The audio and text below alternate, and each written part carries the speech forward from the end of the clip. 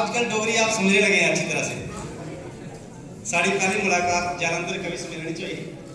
ये अदब की जमीन उपरा उभरे दे शख्स और मजबूत अदब की जमीन उपरा मैं सजाद सर से आज कह रहा था कि एक बड़ा मुशायरा करिए जिसमें आपके पिताश्री हों, मुकेश आलम जी हों, रेणु नैयर हों, विजय विवेक हो, इस तरह का। खैर वो कहाँ तक पहुँचता है, मैं इनसे पूछ रहा था कि क्या डीसी ऑफिस में कोई ऐसे फंड्स होते हैं, तो विकास सर से ही बात करें, मिल के करें कोई मुशायरा। खैर भास्कर काले दे शिवर अशोक सर बैठे हैं, हाँ अशोक सर चलिए शायद जबरदस्त मुशायरा था प्यारे बच्चों, हमेशा तुंदे च किश नवे होने पर कई मुशायरे थे कर चुके थे, बड़ी नंद ली थी असें, बहुत नंद जबरदस्त मुशायरे थे। अज भी अपनी गजल के अलग अलग गजलें दो दो चार चार शेटियाँ जो रखा थी, एक पढ़कर लंबी है। पहले मैं चेंज करने लगा था कि मैं हिंदी पढ़ूँ, विकास सर आ गए, क्योंकि कोई कोई आर्टिस्ट ऐसी होती है कल्ले लिए भी आदमी मुशायरा पढ़ी सकता, बड़ी ज़्यादा भीड़ की जरूरत नहीं होती। खैर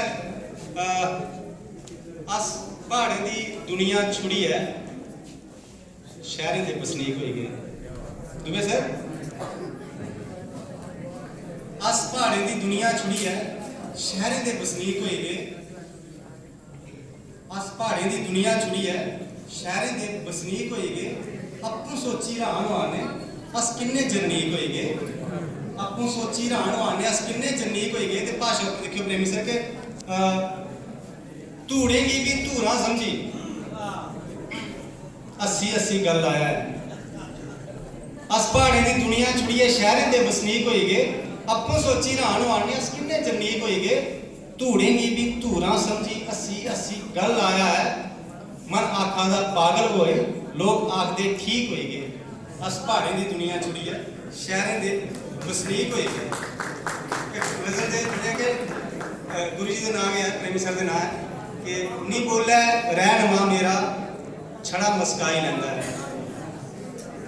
नी बोले रहन मां मेरा छड़ा मुस्काई लैंदा है।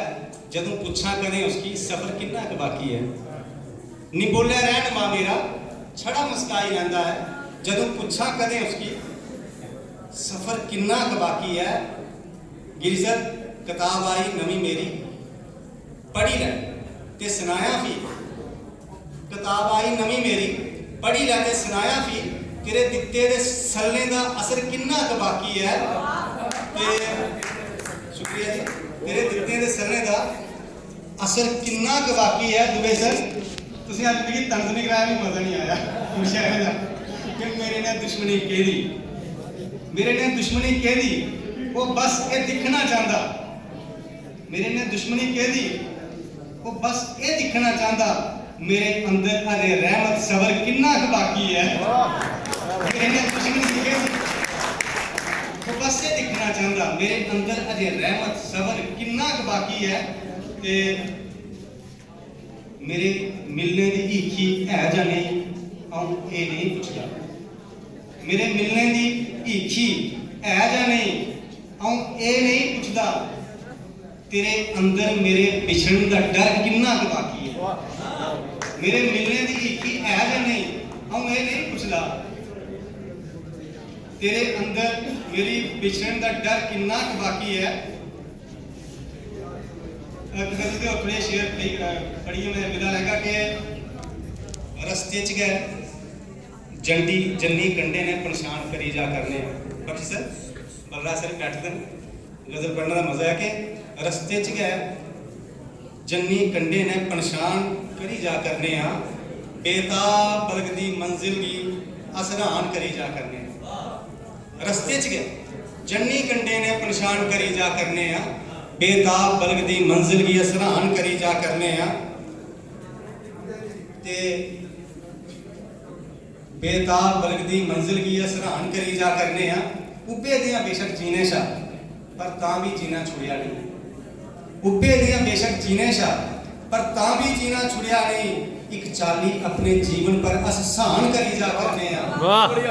उब्बे दियां बेशक जीने शा पर तां भी जीना छुड़िया नहीं। एक चाली अपने जीवन पर अससान करी जा करने।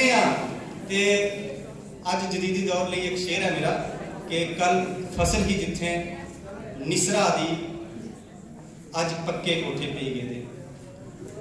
कल फसल ही जिथे निसरा दी ਅੱਜ ਪੱਕੇ ਕੋਠੇ ਪਈ ਗਏ ਦੇ ਨਿਤ ਮਹਿੰਗੇ ਰਾਸ਼ਨ ਦਾਲਾਂ ਕਣਕਾਂ ਧਾਨ ਕਰੀ ਜਾ ਕਰਨੇ ਆ ਕੱਲ ਫਸਲ ਹੀ ਜਿੱਥੇ ਨਿਸਰਾ ਦੀ ਅੱਜ ਉੱਚੇ ਕੋਠੇ ਪਈ ਗਏ ਦੇ ਨਿਤ ਮਹਿੰਗੇ ਰਾਸ਼ਨ ਕਣਕਾਂ ਦਾਲਾਂ ਧਾਨ ਕਰੀ ਜਾ ਕਰਨੇ ਆ ਤੇ ਅਸ ਪਾਗਲ ਕੋਈ ਭਿੱਖ ਮੰਗੇ ਅਸ ਪਾਗਲ ਕੋਈ ਭਿੱਖ ਮੰਗੇ ਦੋ ਹੱਥ ਫਲਾਈ ਮੰਗਾਨੇ ਅਸ ਪਾਗਲ ਕੋਈ ਭਿੱਖ ਮੰਗੇ ਦੋ ਹੱਥ ਫਲਾਈ ਮੰਗਾਨੇ ਮੰਗੀ ਦੀ ਨਮੁੱਲੀ ਬਸਤੇਗੀ ਭੀ ਦਾਨ ਕਰੀ ਜਾ ਕਰਨੇ ਆ ਬੇਤਾਬ ਬਲਗ ਦੀ ਮੰਜ਼ਿਲ ਕੀ ਅਸਰਾਨ ਕਰੀ ਜਾ ਕਰਨੇ ਬਹੁਤ ਸ਼ੁਕਰੀਆ।